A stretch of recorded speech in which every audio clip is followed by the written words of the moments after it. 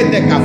রমজান মাসের শেষ দশকে, শেষ 10 দিন আল্লাহর ঘর মসজিদে এতেকাফ করা। আল্লাহর নবী সাল্লাল্লাহু আলাইহি ওয়াসাল্লাম মদিনার মধ্যে মোট 10 বছর ছিলেন। 10ম বছর ইন্তেকাল করছেন। এই জন্য পুরা বছর হিসাবে 9 বছর, আর 10 নাম্বার বছর ইন্তেকাল করেছেন।